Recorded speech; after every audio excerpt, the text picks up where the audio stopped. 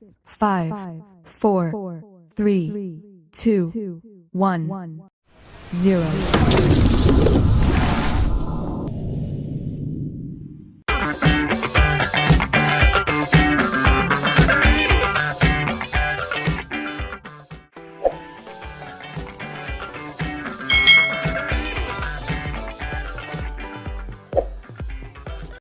Hai, selamat datang di channel YouTube Kak Citra. Apa kabar adik-adik semuanya? Kak Citra berharap kalian dalam keadaan yang baik, sehat, dan siap untuk belajar ya. Hari ini kita akan belajar bersama-sama untuk mata pelajaran tematik kelas 2. Kita belajar di tema 7, kebersamaan, subtema 3, kebersamaan di tempat bermain, pembelajaran yang ke-6.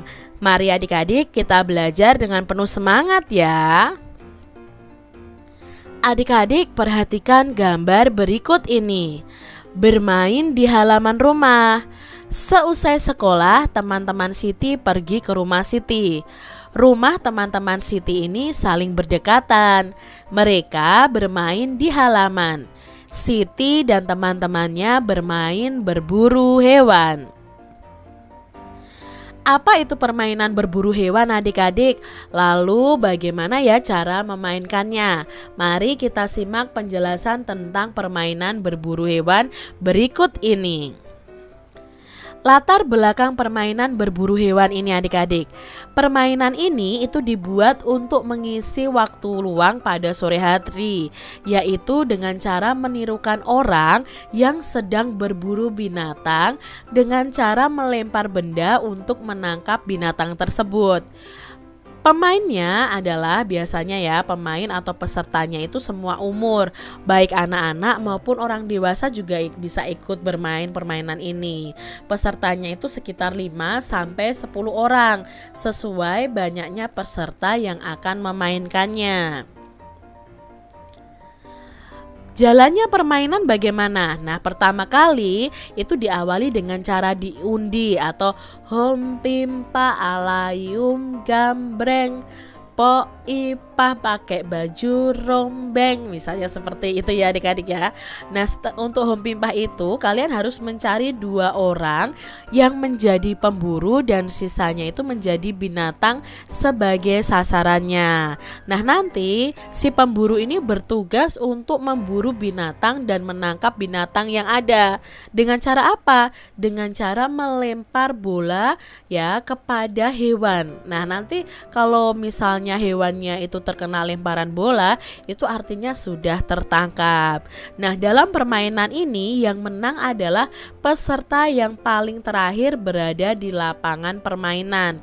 Misalnya yang paling akhir tidak terkena nih, selalu menghindar terus dari kejaran si pemburu adalah Udin, maka Udinlah pemenangnya adik-adik. Tetapi kalau si pemburu ini berhasil menangkap semua binatang, berarti pemburu adalah pemenangnya. Itu ya adik-adik ya cara bermain berburu hewan. Bagaimana ya cara bermain berburu hewan? Nah, tadi sudah Kak Citra jelaskan ya bagaimana cara bermain berburu hewan. Pertama harus hom pipah dulu, tentukan yang menjadi pemburu dan yang menjadi binatang sasaran. Lalu pemburunya itu harus melempar bola kepada binatang atau hewan buruan. Nah, nanti binatang atau hewan buruan yang terkena bola itu artinya berarti sudah ditangkap. Seperti itu cara bermainnya. Lalu sebutkan tempat bermainmu yang sering kamu lakukan bersama teman-temanmu. Nah, mungkin kalian sering bermain di halaman sekolah, di taman, halaman rumah, dan di lapangan. Sebutkan contoh sikap yang baik terhadap teman yang memiliki permainan kesukaan yang berbeda. Nah, contohnya ya sikap kita terhadap teman yang berbeda permainan kesukaan adalah kita harus tetap mau bermain bersama. Kita harus saling menghormati adik-adik dan tidak mengejek permainan kesukaan dari teman kita, walaupun itu berbeda dengan permainan kesukaan kita. Selanjutnya, sebutkan contoh sikap yang jelek terhadap teman yang memiliki permainan kesukaan yang berbeda. Nah, contoh yang jelek ini jangan ditiru ya adik-adik ya. Misalnya tidak mau bermain bersama, menjauhi teman yang permainan kesukaannya berbeda dengan kita, lalu mengejeknya. Itu perbuatan atau sikap yang tidak baik. Lalu adik-adik sebutkan sikap yang diperbolehkan kepada semua teman. Sikap yang diperbolehkan itu menghormati, membantu, sportif, rukun. Itu yang boleh kita lakukan kepada semua teman-teman kita. Lalu sikap yang tidak diperbolehkan kepada semua teman apa? Ya contohnya sikap ya mengejeknya, menjauhi temannya, lalu bertengkar ya, tidak sportif, tidak jujur, suka mengejek. Itu sikap-sikap yang tidak diperbolehkan kepada semua teman. Nah adik-adik, setiap siswa itu memiliki ciri dan sifatnya sendiri. Ada yang menyukai warna kuning, ada siswa yang menyukai warna biru. Sikap yang baik dapat diungkapkan dengan sapaan yang baik juga. Yuk perhatikan sapaan berikut ini. Selamat pagi Dayu. Siti, selamat pagi juga. Dayu, bagaimana kalau setelah pulang sekolah kita bermain di rumahku? Baik, nanti saya ajak beberapa teman. Pasti mereka suka. Nah, di sini ada kata sapaan adik-adik. Selamat pagi, lalu kata sapaan Dayu ya. Siti memanggil Dayu kan dengan panggilan Dayu. Itu termasuk kata sapaan juga. Lalu Dayu juga menyapa Siti dengan ucapan selamat pagi dan dengan kata Siti. Kata Siti itu juga termasuk dalam kata sapaan karena menyapa orang lain dengan namanya. Nah itu ya adik-adik ya. Dalam percakapan itu ada kata sapaan seperti selamat pagi, Siti, dan Dayu. Buatlah kalimat yang menggunakan kata sapaan berikut ini adik-adik. Nah di sini Kak Citra ada contoh nih, misalnya menggunakan kata sapaan Siti. Nah bisa begini, hai Siti, kamu mau pergi kemana? Lalu kata sapanya Pak Guru, misalnya kalian mengucapkan selamat pagi Pak Guru, berarti kalian sudah menyapa Pak Guru kalian. Lalu ada kata adik, nah adik mari kita bermain bersama. Lalu menyapa kakak, kakak di mana kakak meletakkan tas misalnya ya. Lalu dengan kata kamu, hari ini kamu sudah berlatih dengan hebat misalnya seperti itu. Lalu kami bersama-sama memberikan salam ke Bu Guru. Lalu ada kata kita, misalnya hari Sabtu kita akan ke pantai. Ini ya contoh kata sapaan. Siti dan teman-temannya bermain berburu hewan. Siswa yang berperan sebagai hewan jika terkena lemparan harus keluar area. Siti melempar bola ke arah Dayu. Kaki Dayu terkena lemparan Siti.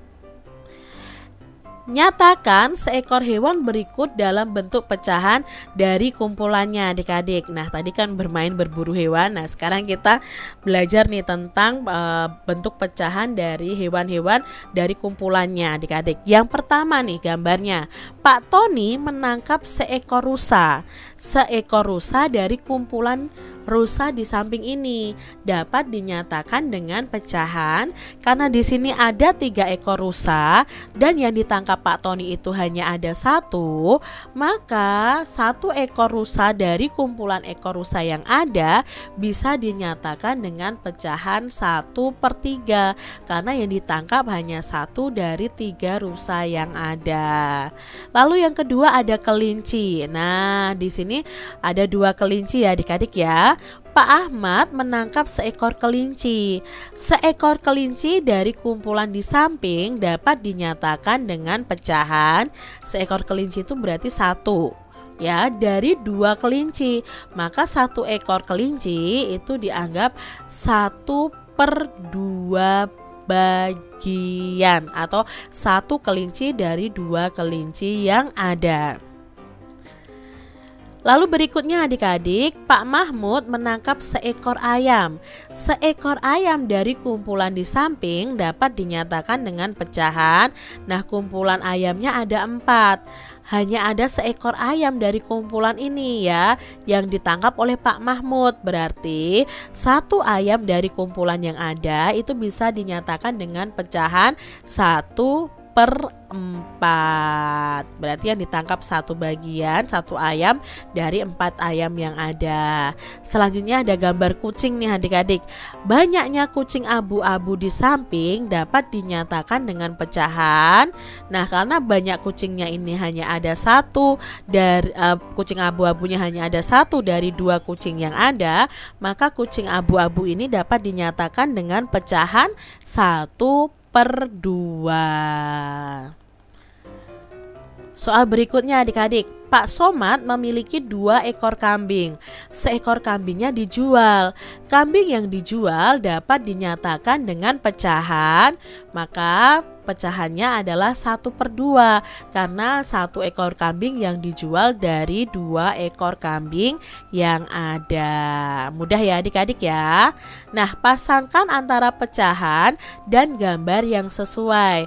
Nah, gambar yang pertama adik-adik ada 2 kue, maka 1 kuenya dimakan, berarti diberi tanda silang. Berapa kue yang dimakan kalau dinyatakan dalam pecahan? Ya, ini adalah setengah. Lalu di sini ada 4 biskuit dan dimakan 1. Berarti 1 biskuit dari semua kumpulan biskuit yang ada itu adalah 1/4. Lalu ada gambar pizza ya, dibagi 4, 1 pizza dimakan. Berarti 1 bagian pizza ini dari semua bagian yang ada itu nilainya adalah 1/4. Lalu ada kue lagi ya. Kue ini dibagi menjadi 3 bagian sama besar, dimakan 1. Maka 1 kue ini yang dimakan itu sama dengan 1/3 bagian. Jadi yang dimakan hanya 1 kue dari 3 bagian yang ada. Berikutnya ada kue puding, juga dibagi menjadi 3, lalu dimakan 1. Berarti 1 bagian ini dapat dinyatakan menjadi pecahan 1/3. Lalu ada sandwich ya adik-adik atau kue lapis di sini. Ada 4. Nah, 1 dimakan, berarti yang dimakan ini nilainya adalah 1/4 karena yang dimakan itu hanya 1 dari 4 kue yang ada. Seperti itu adik-adik ya, semoga mudah dipahami. Nah, adik-adik perhatikan gambar berikut ini. Kalian akan belajar membuat patung hewan. Nah, membuat patung hewannya bisa menggunakan yang namanya tanah liat atau bisa juga menggunakan plastisin. Siapkan dulu tanah liat atau plastisin. Kalau kalian menggunakan tanah liat, kalian butuh bantuan air adik-adik dan meja putar seperti ini kalau kalian menggunakan tanah liat. Lalu siapkan gambar rancangan patungnya. Tempatkan tanah liat atau plastisin di atas meja. Lalu putar sedikit demi sedikit. Cara membuatnya seperti ini adik-adik. Pijat-pijat bahan hingga membentuk sesuai bentuk yang kita inginkan. Misalnya ini kan membuat vas bunga. Kalau kalian ingin membuat hewan, ya hewan apa yang akan kalian buat. Nah, jika bahannya kurang bisa ditambahi. Sebaliknya jika bahannya berlebih bisa dikurangi. Nah, sempurnakan bentuk dengan alat bantu. Lalu berikan sentuhan akhir dengan membentuk detail patung dan dihaluskan lalu dijemur kalau memakai tanah liat. Kalau memakai plastisin tidak perlu dijemur adik-adik. Jadi ini adalah proses pembuatan patung dari tanah liat ataupun dari plastisin. Kalau plastisin mungkin kecil ya adik-adik ya, bisa kita buat. Kalian bisa praktekkan di rumah kalian masing-masing. Demikian tadi adik-adik pembahasan kita di tema 7, subtema 3 pembelajaran yang ke-6. Semoga video pembelajaran ini bermanfaat ya untuk adik-adik semuanya.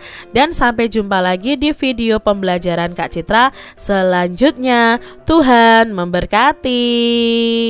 Jangan lupa tekan tombol subscribe, lalu tekan loncengnya, tekan juga tombol like, lalu share ke media sosial kalian. Jangan lupa untuk ikuti media sosial Kak Citra. Terima kasih.